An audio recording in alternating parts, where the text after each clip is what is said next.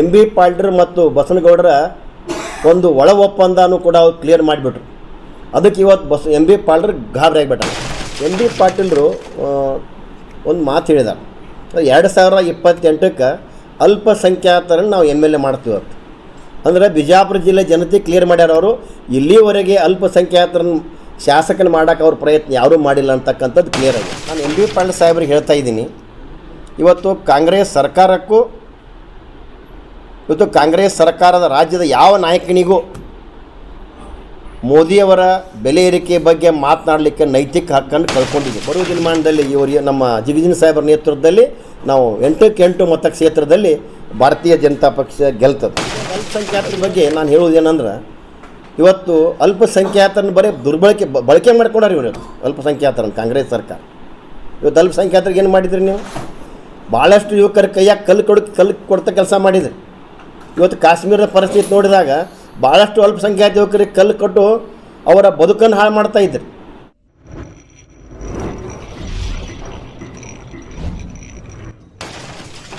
ಇವತ್ತಿನ ಪತ್ರಿಕಾಗೋಷ್ಠಿಯಲ್ಲಿ ಭಾಗಿಯಾದ ಬಿಜಾಪುರ ಜಿಲ್ಲೆಯ ಬಾರ್ ಅಸೋಸಿಯೇಷನ್ ಅಧ್ಯಕ್ಷರು, ರೈತ ಮೋರ್ಚಾ ಪ್ರಧಾನ ಕಾರ್ಯದರ್ಶಿ DG ಬರಾರ್ ವಕೀಲರಿಗೆ ನಮಸ್ಕರಿಸಿ, ಅದೇ ರೀತಿ ಬಿಜಾಪುರ ಜಿಲ್ಲೆಯ ಭಾರತೀಯ ಜನತಾ ಪಕ್ಷದ ಅಲ್ಪಸಂಖ್ಯಾತ ಮೋರ್ಚಾದ ಅಧ್ಯಕ್ಷರಾದಂಥ ರಜಾಕ್ ಸಾಬ್ ವಾಲಿಕಾರ್ ನಮಸ್ಕರಿಸಿ, ಅದೇ ರೀತಿ ಎಲ್ಲ ಮಾಧ್ಯಮ ಮಿತ್ರರಿಗೆ ನಮಸ್ಕರಿಸಿ, ಇವತ್ತು ಬಿಜಾಪುರದವನಾಗಿ ಎಂ ಬಿ ಪಾಟೀಲ್ ಸಾಹೇಬರು ಕಾಂಗ್ರೆಸ್ ಸರ್ಕಾರದಲ್ಲಿ ಬೃಹತ್ ಕೈಗಾರಿಕಾ ಮಂತ್ರಿಯಾಗಿ ಮುಂದುವರೆದ ಕಾರಣಕ್ಕಾಗಿ ಅವರಿಗೆ ತಮ್ಮ ಮೂಲಕ ಅಭಿನಂದನೆಯನ್ನು ಸಲ್ಲಿಸುತ್ತೇನೆ. ಆದರೆ ನಮ್ಮ ಮಾಜಿ ಮುಖ್ಯಮಂತ್ರಿಗಳು ಸಿದ್ದರಾಮಯ್ಯನವರು ಜನತಾದಳವನ್ನು ಬಿಟ್ಟು ಕಾಂಗ್ರೆಸ್ ಪಕ್ಷದಲ್ಲಿ ಬಂದಾಗ ಈ ಕಾಂಗ್ರೆಸ್ ಸರ್ಕಾರ ನೆಲ ಕಚ್ಚಿತ್ತು. ಈ ಸಿದ್ದರಾಮಯ್ಯನವರು ಕಾಂಗ್ರೆಸ್ ಪಕ್ಷಕ್ಕೆ ಬರೋದ್ರಿಂದ ಕಾಂಗ್ರೆಸ್ ಸರ್ಕಾರಕ್ಕೆ ಅಧಿಕಾರ ಸಿಕ್ತು. ಆದರೆ ಇವತ್ತು ಆ ಸಿದ್ದರಾಮಯ್ಯನವರಿಗೆ ಸರಿಯಾಗಿ ಆಡಳಿತವನ್ನು ಮಾಡಲಿಕ್ಕೆ ಕಾಂಗ್ರೆಸ್ ಸರ್ಕಾರ ಅನುಕೂಲ ಮಾಡಿಕೊಡಲಿಲ್ಲ. ಸಾಕಷ್ಟು ಹಿಂಸೆಯನ್ನು ಕೊಟ್ಟರು. ಅವರ ಹಿರಿತನಕ್ಕೂ ಕೂಡ ಗೌರವವನ್ನು ಕೊಡದೆ ಅವರನ್ನು ಮುಖ್ಯಮಂತ್ರಿಯಿಂದ ಕೆಳಗಿಳಿಸಿದ್ದ ನೋವನ್ನು ಕೂಡ ಇವತ್ತು ನಾವು ವ್ಯಕ್ತಪಡಿಸ್ತೀನಿ. ಇವತ್ತು ಮಾನ್ಯ ಸಿದ್ದರಾಮಯ್ಯನವರು ಅಹಿಂದ ಸಂಘಟನೆ ಮೂಲಕ ಕಾಂಗ್ರೆಸ್ ಸರ್ಕಾರಕ್ಕೆ ಶಕ್ತಿಯನ್ನು ತುಂಬಿದರು. ಆದರೆ ಬರೀ ಸಿದ್ದರಾಮಯ್ಯನಿಗೆ ಅಷ್ಟೇ ಅಲ್ಲ, ಇಡೀ ರಾಜ್ಯದ ಅಹಿಂದ ವರ್ಗ ಕೂಡ ಇವತ್ತು ಕಾಂಗ್ರೆಸ್ ಸರ್ಕಾರ ಅನ್ಯಾಯ ಮಾಡಿದೆ ಅಂತ ಹೇಳಿದ್ರು ತಪ್ಪಾಗಲಿಕ್ಕಿಲ್ಲ. ಇವತ್ತು ನಾನು ಪತ್ರಿಕಾಗೋಷ್ಠಿಯನ್ನು ಕರೆದ ಮುಖ್ಯ ಉದ್ದೇಶ, ಎಂ ಬಿ ಪಾಟೀಲ್ ಸಾಹೇಬರು ನಮ್ಮ ದೇಶದ ಹೆಮ್ಮೆಯ ಪ್ರಧಾನಮಂತ್ರಿ ನರೇಂದ್ರ ಮೋದಿಯವರ ಆಡಳಿತದಲ್ಲಿ ಬೆಲೆ ಏರಿಕೆ ಬಗ್ಗೆ ಪತ್ರಿಕಾಗೋಷ್ಠಿಯಲ್ಲಿ ಹೇಳಿಕೊಂಡಿದ್ದಾರೆ. ಆದರೆ ನಾನು ಎಂ ಬಿ ಪಾಟೀಲ್ ಸಾಹೇಬರಿಗೆ ಹೇಳ್ತಾ ಇದ್ದೀನಿ, ಇವತ್ತು ಕಾಂಗ್ರೆಸ್ ಸರ್ಕಾರದ ರಾಜ್ಯದ ಯಾವ ನಾಯಕನಿಗೂ ಮೋದಿಯವರ ಬೆಲೆ ಏರಿಕೆ ಬಗ್ಗೆ ಮಾತನಾಡಲಿಕ್ಕೆ ನೈತಿಕ ಹಕ್ಕನ್ನು ಕಳ್ಕೊಂಡಿದ್ದೀರಿ. ಯಾಕಂದ್ರೆ ನಿಮ್ಮ ಈ 3 ವರ್ಷದ ರಾಜ್ಯ ಸರ್ಕಾರದ ಒಂದು ಸಾಧನೆ ಏನಂತ ಕೇಳಿದ್ರೆ, ನಿಮ್ಮ ಸಾಧನೆ 3 ವರ್ಷದಲ್ಲಿ ಬೆಲೆ ಏರಿಕೆ ಮಾತ್ರ ಅದ. ಇಂಥವರು ನೀವು ಬೆಲೆ ಏರಿಕೆ ಬಗ್ಗೆ ಮಾತನಾಡಲಿಕ್ಕೆ ನೈತಿಕ ಹಕ್ಕಿಲ್ಲ. ಆದರೂ ಕೂಡ ನಾನೊಬ್ಬ ಬಿಜಾಪುರ ಜಿಲ್ಲೆಯ ಭಾರತೀಯ ಜನತಾ ಪಕ್ಷ ಜಿಲ್ಲಾಧ್ಯಕ್ಷನಾಗಿ ನೀವು ಕೇಳಿದ ಪ್ರಶ್ನೆಗೆ ಉತ್ತರ ಕೊಡೋದು ನನ್ನ ಜವಾಬ್ದಾರಿ.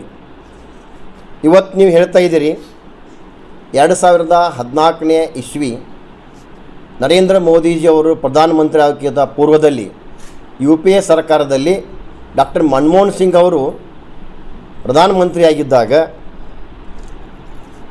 ಪೆಟ್ರೋಲ್ ಬೆಲೆ 65 ರೂಪಾಯಿ ಇತ್ತು, ಡೀಸೆಲ್ ಬೆಲೆ 50 ರೂಪಾಯಿ ಇತ್ತು, ಗ್ಯಾಸ್ ಸಿಲಿಂಡರ್ 415 ರೂಪಾಯಿಗೆ ಸಿಗ್ತಿತ್ತು, ಬಂಗಾರದ ಬೆಲೆ 3,500 ಇತ್ತು, ಅಂತ ಹೇಳ್ತೀರಿ. ಆದರೆ ಎಂ ಬಿ ಪಾಟೀಲ್ ಸಾಹೇಬರಿಗೆ ನಾ ಹೇಳ್ತೀನಿ, ನೀವು 2014 ಇಸ್ವಿ ಎಷ್ಟಾಗಿ ತೊಗೋತೀರಿ? ಇದು ಹೆಂಗಾಕೈತೆ ಅಂದ್ರೆ, ನಾವು ಸಣ್ಣವ್ರು ಇದ್ದಾಗ ನಮ್ಮ ಅಜ್ಜ ಮತ್ತು ಅಜ್ಜಿ ಹೇಳ್ತಿದ್ರು, ನಮ್ಮ ಕಾಲದಲ್ಲಿ ಇಷ್ಟು ರೊಕ್ಕ ಕೊಟ್ಟರೆ ಕಿಲೋ ಬಂಗಾರ ಬರ್ತಿತ್ತು ಅಂತಕ್ಕಂಥದ್ದು. ಬೆಲೆ ಏರಿಕೆ ಅಂತಕ್ಕಂಥದ್ದು ಅದು ನಡೀತಕ್ಕಂಥ ಪ್ರಕ್ರಿಯೆ ಅದು. ಆದರೆ ಮೊದಲು ಹೊಲಗಳ ಬೆಲೆ 1,000 ರೂಪಾಯಿ ಎಕರೆ ಇತ್ತು, ಇವತ್ತು 30 ಲಕ್ಷ ಎಕರೆ ಆಗಿದೆ.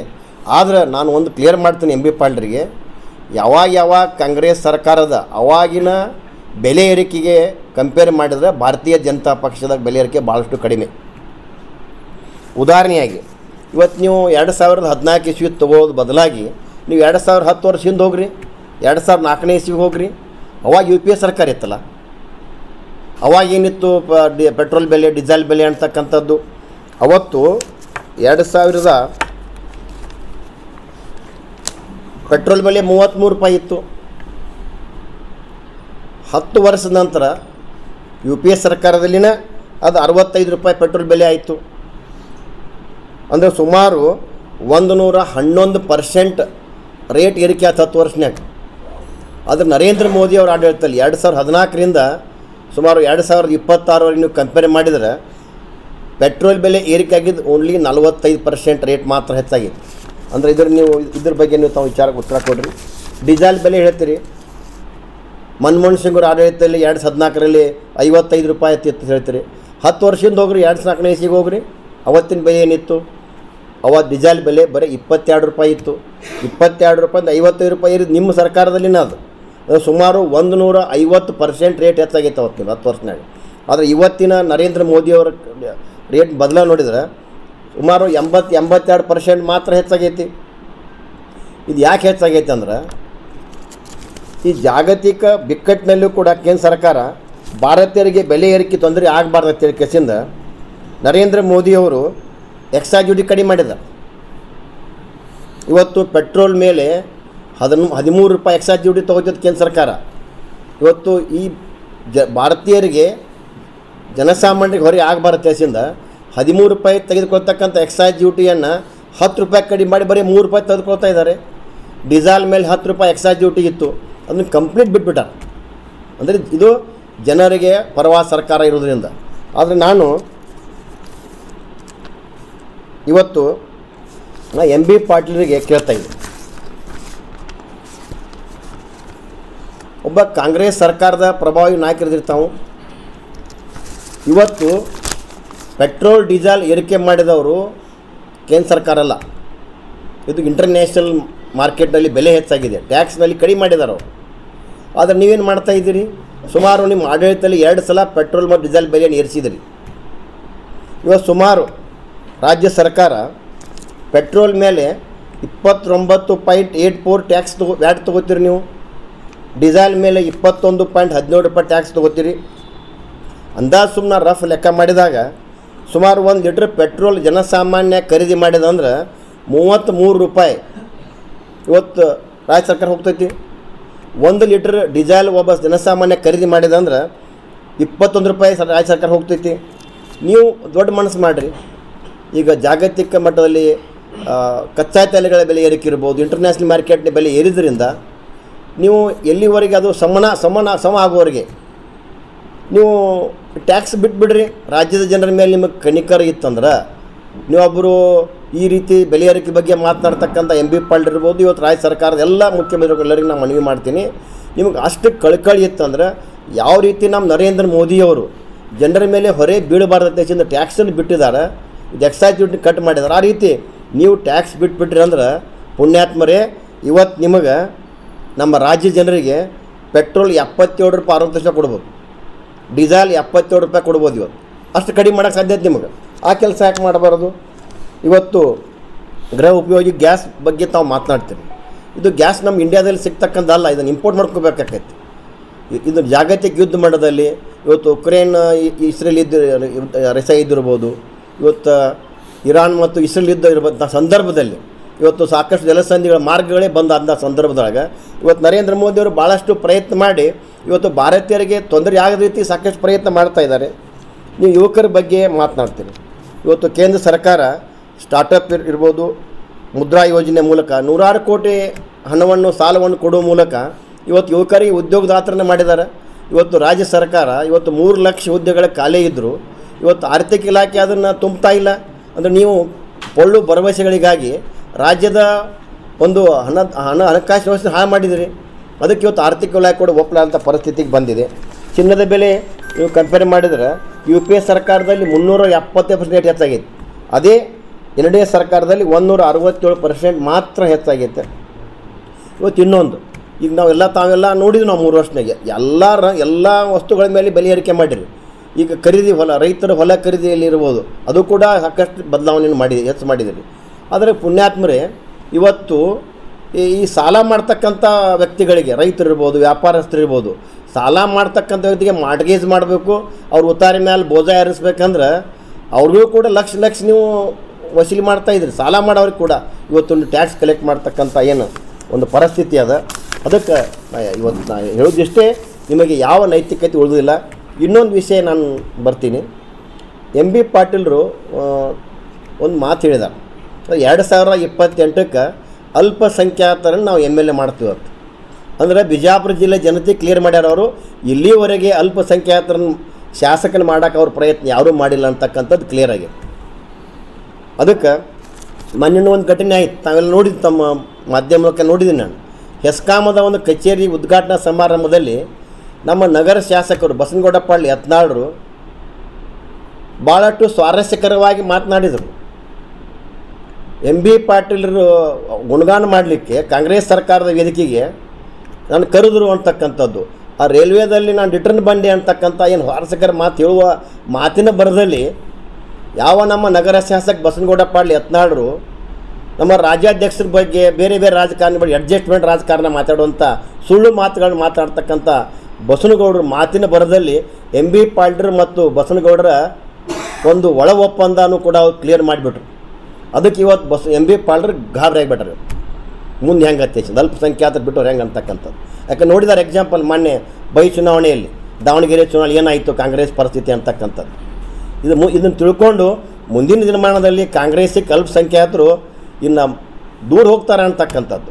ಯಾವ ರೀತಿ ಗುಜರಾತ್ನಲ್ಲಿ, ಉತ್ತರ ಪ್ರದೇಶದಲ್ಲಿ ಭಾಳಷ್ಟು ಅಲ್ಪಸಂಖ್ಯಾತರು ಇವತ್ತು ಭಾರತೀಯ ಜನತಾ ಪಕ್ಷ ವಾಲ್ತಾ ಇದ್ದಾರೆ. ಅದ್ರ ನೋವು ಇವತ್ತು ಅವ್ರಿಗೆ ಕಾಡ್ತಾ ಇದೆ. ಅವ್ರು ಹೇಳಿದ್ದಾರೆ 8ಕ್ಕೆ8 ಕಾಂಗ್ರೆಸ್ ಶಾಸಕರನ್ನು ಆರಿಸ್ತಾ ಸಾಧ್ಯ ಇಲ್ಲ ನಿಮಗೆ. ನನಗೆ ಮೊದಲೇ ಪತ್ರಿಕಾಗೋಷ್ಠಿ ಹೇಳಿದ್ದು ನಾನು MB ಪಾಟೀಲರಿಗೆ, ನೀವು ಮುಖ್ಯಮಂತ್ರಿ ಆಸೆ ಇದ್ದವರಿದ್ರಿ, ನೀವು ಏನ್ರಿ ಮುಖ್ಯಮಂತ್ರಿ ಆಗಬೇಕು ಕನಸಿತ್ತಂದ್ರೆ ನೀವು 2020 ಒಂಟರ ಒಳಗೆ ಈಗೇನು ಅವಕಾಶ ಇದೆ 2 ವರ್ಷ, ಈಗ ನೀವು ಪ್ರಯತ್ನ ಮಾಡ್ಬೋದು. ಮುಂದಿನ ಸಲ 2028ಕ್ಕೆ 8ಕ್ಕೆ8 ಇಲ್ಲಿ ಭಾರತೀಯ ಜನತಾ ಪಕ್ಷ ಅಭ್ಯರ್ಥಿಗಳು ಆರಿಸಿ ಬರ್ತಾರೆ ಅಂತಕ್ಕಂಥದ್ದು ಸ್ಪಷ್ಟವಾಗಿ ನಾನು ಇವತ್ತು ಹೇಳ್ತಾ ಇದ್ದೀನಿ. ಇವತ್ತು ಅಲ್ಪಸಂಖ್ಯಾತರು ಜಾಗೃತರಾಗ್ಯಾರ. ಇವತ್ತು ನಮ್ಮ ಭಾರತೀಯ ಜನತಾ ಪಕ್ಷದ ರಾಜ್ಯಾಧ್ಯಕ್ಷರು BR ವಿಜೇಂದ್ರ ಇರ್ಬೋದು, ನಮ್ಮ ಸಂಸದರು ಜಿಗಜಿಣಗಿ ಸಾಹೇಬರು ಕೂಡ ಭಾಳಷ್ಟು ಆ್ಯಕ್ಟಿವ್ ಆಗಿ ಇವತ್ತು ಬಿಜಾಪುರ ಜಿಲ್ಲೆ ಜನತೆಯಾಗಿ ಸ್ಪಂದಿಸ್ತಾ ಇದ್ದಾರೆ. ಬರುವ ದಿನಮಾನದಲ್ಲಿ ಇವರು ನಮ್ಮ ಜಿಗಜಿಣಗಿ ಸಾಹೇಬರ ನೇತೃತ್ವದಲ್ಲಿ ನಾವು 8ಕ್ಕೆ8 ಮತಕ್ಷೇತ್ರದಲ್ಲಿ ಭಾರತೀಯ ಜನತಾ ಪಕ್ಷ ಗೆಲ್ತದೆ. ಮತ್ತು ಇನ್ನೊಂದು ಅಲ್ಪಸಂಖ್ಯಾತರ ಬಗ್ಗೆ ನಾನು ಹೇಳೋದೇನೆಂದ್ರೆ, ಇವತ್ತು ಅಲ್ಪಸಂಖ್ಯಾತರನ್ನು ಬರೀ ಬಳಕೆ ಮಾಡ್ಕೊಂಡಾರ ಇವರು. ಅಲ್ಪಸಂಖ್ಯಾತರನ್ನು ಕಾಂಗ್ರೆಸ್ ಸರ್ಕಾರ ಇವತ್ತು ಅಲ್ಪಸಂಖ್ಯಾತರಿಗೆ ಏನು ಮಾಡಿದ್ರಿ ನೀವು? ಭಾಳಷ್ಟು ಯುವಕರ ಕೈಯಾಗ ಕಲ್ಲು ಕೊಡ್ತಾ ಕೆಲಸ ಮಾಡಿದ್ರಿ. ಇವತ್ತು ಕಾಶ್ಮೀರದ ಪರಿಸ್ಥಿತಿ ನೋಡಿದಾಗ ಭಾಳಷ್ಟು ಅಲ್ಪಸಂಖ್ಯಾತ ಯುವಕರಿಗೆ ಕಲ್ಲು ಕೊಟ್ಟು ಅವರ ಬದುಕನ್ನು ಹಾಳು ಮಾಡ್ತಾಯಿದ್ರು. ಇವತ್ತು ಯಾವಾಗ ನಮ್ಮ ನರೇಂದ್ರ ಮೋದಿಯವರು ಕಾಶ್ಮೀರವನ್ನು ನಮ್ಮ ಕ್ಲಿಯರ್ ಮಾಡಿದಾಗ ಇವತ್ತು ಆ ಮಕ್ಕಳ ಕೈಯಲ್ಲಿ ಪೆನ್ನು ಮತ್ತು ಪುಸ್ತಕ ಬರ್ತಾ ಇದೆ. ಇವತ್ತು ಆ ಮಕ್ಕಳ ತಂದೆ ತಾಯಿ ಇರ್ಬೋದು, ಅವ್ರ ಪೇರೆಂಟ್ಸ್ ಇರ್ಬೋದು, ಇವತ್ತು ಆನಂದ ಪಡ್ತಾ ಇದ್ದಾರೆ ಮಕ್ಕಳ ಒಂದು ಬದಲಾವಣೆಯನ್ನು ಕಂಡು. ಇನ್ನೂ ಸ್ವಲ್ಪ ಇದೆ ಬದಲಾವಣೆ, ಸ್ವಲ್ಪ ದಿವಸದಲ್ಲಿ ಆಗ್ತೈತೆ ಅಂತಕ್ಕಂಥದ್ದು. ಅದಕ್ಕೆ ಕೊನೆಯದಾಗಿ ನಾನು ಇನ್ನೊಂದು ಬಿಜಾಪುರ ಜಿಲ್ಲೆಯ ರಾಜಕೀಯ ಬಗ್ಗೆ ಸ್ವಲ್ಪ ನಾನು ಮಾತನಾಡೋಕ್ಕೆ ಇಚ್ಛೆ ಪಡ್ತೀನಿ. ಇವತ್ತು ನಾವೆಲ್ಲ ನೋಡ್ತಾ ಇದ್ದೀವಿ ಬಿಜಾಪುರ ರಾಜಕೀಯ ಒಂದು ವ್ಯವಸ್ಥೆ, ಪತ್ರಿಕಾಗೋಷ್ಠಿ ಇರ್ಬೋದು, ವೈಯಕ್ತಿಕವಾಗಿ ಟಾರ್ಗೆಟ್ ಮಾಡ್ತಕ್ಕಂಥದ್ದು, ಕೆಟ್ಟ ಪದಗಳನ್ನ ಬಳಕೆ ಮಾಡ್ತಕ್ಕಂಥದ್ದು, ಎಲ್ಲರಿಗೂ ಕೆಟ್ಟ ಪದಗಳನ್ನ ಬಳಕೆ ಮಾಡ್ತಕ್ಕಂಥದ್ದು ಕೂಡ ಭಾಳ ನೋವಿನ ಸಂಗತಿ ಅದ. ಯಾಕಂದರೆ ನಮ್ಮ ಬಿಜಾಪುರ ಜಿಲ್ಲೆಯಲ್ಲಿ ಸಿದ್ದೇಶ್ವರ ಮಹಾಸ್ವಾಮಿಗಳು ತಮ್ಮ ಜೀವನ ಉದ್ದಕ್ಕೂ ಬಿಜಾಪುರ ಜಿಲ್ಲೆಯ ಜನತೆಗೆ ಹೇಳಿಕೊಟ್ಟದ್ದು ಯಾವ ರೀತಿ ನಾವು ಬದುಕಬೇಕು, ನಮ್ಮ ಮಾತುಗಳು ಹೆಂಗಿರ್ಬೇಕಂತ ಹೇಳಿಕೊಟ್ಟಾರ.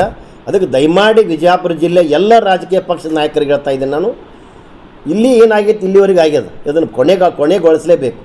ಇಲ್ಲ ಅಂದ್ರೆ ನೀವು ನಿಮ್ಮ ವೈಯಕ್ತಿಕ ಮಾತಿನ ಚಾಳಿಗೋಸ್ಕರ ಬಿಜಾಪುರ ಜಿಲ್ಲೆಯ ಮಾನ ಮರ್ಯಾದೆ ಕಳೀತೀರಿ ಅಂತಕ್ಕಂಥ ಒಂದು ಎಚ್ಚರಿಕೆಯನ್ನು ನಾನು ಕೊಡೋಕ್ಕೆ ಇಚ್ಛೆಪಡ್ತೀನಿ. ಇಷ್ಟು ವಿಚಾರವನ್ನು ನಾನು ಹೇಳಿ ನನ್ನ ಪತ್ರಿಕಾಗೋಷ್ಠಿಯನ್ನು ಮುಗಿಸ್ತಾ ಇದ್ದೀನಿ. ಸರ್, ಬೆಲೆ ಏರಿಕೆ ಕೇಂದ್ರ ಮಾಡೇ ಇಲ್ಲ. ಏನಾದರೂ ಜಾಗತಿಕ ಈ ಯುದ್ಧಗಳ ಪರಿಣಾಮವಾಗಿ ಕ್ರೂಡ್ ಆಯಿಲ್ ರೇಟ್ ಹೆಚ್ಚಾಗಿದ್ದರಿಂದ ಎಲ್ಲ ದೇಶಗಳಲ್ಲಿ ಕೂಡ ಬೆಲೆ ಏರಿಕೆ ಆಗಿದೆ. ಕ್ರೂಡ್ ಆಯಿಲ್ ಸರ್ ನೀವು ಕಂಪೇರ್ ಮಾಡಿದಾಗ ಕ್ರೂಡ್ ಆಯಿಲ್ ಕಡಿಮೆ ಹೆಚ್ಚು ಆಗ್ತಿರ್ತದೆ ಮಾರ್ಕೆಟ್ ಬೆಲೆಯಲ್ಲಿ. ಅದರ ಬೆಲೆ ಏರಿಕೆಯಲ್ಲಿ ನಮ್ಮ ಪರ್ಸೆಂಟೇಜ್ ಲೆಕ್ಕ ತೆಗೆದಾಗ ಭಾಳಷ್ಟು ಕಡಿಮೆ ಇದೆ ನಮ್ಮದು. ಈಗ ಹೇಳಿದ್ರಿ ಇದು ರಾಜಕಾರಣಿಗಳಿಗೆ ಮಾತನಾಡುವವರು ಮೀಡಿಯಾದಲ್ಲಿ ಅಪಶಬ್ದಗಳು ಯಾರು ಅನ್ನೋದು ಬಹಿರಂಗಪಡಿಸಿಲ್ಲ ಸರ. ಒಂದೇ ಕೈ ಚಪ್ಪಾಳೆ ಆಗೋದಿಲ್ಲ. ನಾವು ಗಾಡಿಗೆ ಏನು ಬಾಲ್ ಚೆಂಡು ಹೋಗಿತೀವೋ ಚೆಂಡು ರಿವರ್ಸ್ ಬರಾಕತ್ತೇವೆ. ಎರಡೂ ಕಡೆ ಎಲ್ಲ ಕಡೆಯೂ ನಡೆದಾವೆ, ಎಲ್ಲ ಕಡೆಯೂ ಬಂದ್ ಆಗ್ಬೇಕು. ಅದು ಒಂದೇ ಕಡೆನ ಹೇಳಕ್ಕೆ ಇಚ್ಛೆಪಡೋದು, ಎಲ್ಲ ಕಡೆಯೂ ಅದು ಬಂದ್ ಆಗಬೇಕು ಮಾರ್ಗ. ತಮ್ಮ ಪತ್ರಿಕಾ ಮಾಧ್ಯಮದವ್ರಿಗೆ ಮನವಿ ಮಾಡ್ತಾನೆ. ಪತ್ರಿಕಾಗೋಷ್ಠಿ ಯಾವ ರೀತಿ ಇಂಡಿವಿಜುವಲ್ ಹೋದಾಗ ನೀವು ಕಟ್ ಮಾಡಿರಿ, ಅವ್ರಿಗೆ ವಾರ್ನಿಂಗ್ ಮಾಡಿರಿ. ನಿಮ್ಗೆ ಆ ವಿಷಯಗಳು ಹೊರಗೆ ಬರಲಾರ್ದಂಗೆ ಮುಂದೆ ಪತ್ರಿಕಾಗೋಷ್ಠಿನ ಹಿಂಗೆ ಕೆಟ್ಟ ಮಾತನ್ನು ಮಾತನಾಡಲಾರ್ದಂಥ ಭಾವನೆಗಳು ಅವರಿಗೂ ಕೂಡ ಬರಬೇಕಾಗಿದೆ. ಪ್ರೊಫೆಷ್ನಲ್ ಆಗಿದ್ದವರು ಯಾರೂ ಅದನ್ನು ಹಾಕಿಲ್ಲ. ಬಟ್ ಏನಂತಂದರೆ ಮಾತಿನ ಬರೋದಲ್ಲಿ ನೀವು ಏನಾದರೂ ಹೇಳಿಬಿಟ್ರೆ ನಾವು ಅದು ಕೆಲವೊಂದು ಸಂದರ್ಭದಲ್ಲಿ ಲೈವ್ ಇರ್ತದೆ, ಏನೂ ಮಾಡೋಕ್ಕಾಗೋದಿಲ್ಲ. ಅದೇ ಪ್ರಜ್ಞಾವಂತಿಕೆ ಬೆಳೆಸ್ಕೋಬೇಕು. ಅದು ಮುಖ್ಯವಾಗಿದೆ ಸರ್.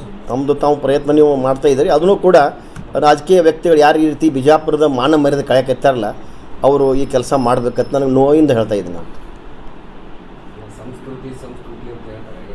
ಸಂಸ್ಕೃತಿ ಎಲ್ಲಿದೆ? ಸಂಸ್ಕೃತಿ ಹೋಗೇ ಬಿಟ್ಟೈತೆ ಸರ್ ಇವತ್ತಿನ ವಾತಾವರಣದಲ್ಲಿ. ಇನ್ನೊಂದು ನಮ್ಮ ರಜಾಕ್ ಸಾಬ್ ವಾಲಿಕಾರ್ ಇವತ್ತು ನಮ್ಮ ಭಾರತೀಯ ಜನತಾ ಪಕ್ಷ ಅಲ್ಪಸಂಖ್ಯಾತ ಅಧ್ಯಕ್ಷ ಮಾಡಿದ್ದೀವಿ. ಭಾಳಷ್ಟು ಆ್ಯಕ್ಟಿವ್ ಪರ್ಸನ್ ಇದ್ದಾರೆ. ಅವ್ರಿಗೂ ಕೂಡ ಒಂದೆರಡು ಮಾತು ಅವರು ಹೇಳಿ. ಎಲ್ಲ ಮಾಧ್ಯಮ ಮಿತ್ರರಿಗೆ ನಮಸ್ಕರಿಸುತ್ತಾ, ನಮ್ಮ ಜಿಲ್ಲೆಯ ಅಧ್ಯಕ್ಷರಿಗೆ ನಮಸ್ಕರಿಸುತ್ತಾ, ಹಾಗೂ ನಮ್ಮ ವಕೀಲರಿಗೆ ನಮಸ್ಕರಿಸುತ್ತಾ, ಇವತ್ತಿನ ಈ ಪತ್ರಿಕಾಗೋಷ್ಠಿಯಲ್ಲಿ ನನಗೆ ಗುರುತಿಸಿ ಅಲ್ಪಸಂಖ್ಯಾತರ ಒಬ್ಬ ನನ್ನನ್ನು ಗುರುತಿಸಿ ನನ್ನ ಜಿಲ್ಲೆಯ ಎಲ್ಲ ನಾಯಕರು ಹಾಗೂ ರಾಜ್ಯದ ಎಲ್ಲ ನಾಯಕರು ನನ್ನನ್ನು ಗುರುತಿಸಿ ನನ್ನ ಜಿಲ್ಲೆಯ ಅಲ್ಪಸಂಖ್ಯಾತ ಅಧ್ಯಕ್ಷರನ್ನಾಗಿ ಮಾಡಿದ್ದಕ್ಕಾಗಿ ನಾ ಎಲ್ಲರಿಗೆ ತುಂಬ ಹೃದಯದಿಂದ ಅವರಿಗೆ ಧನ್ಯವಾದ ಸಲ್ಲಿಸುತ್ತೇನೆ.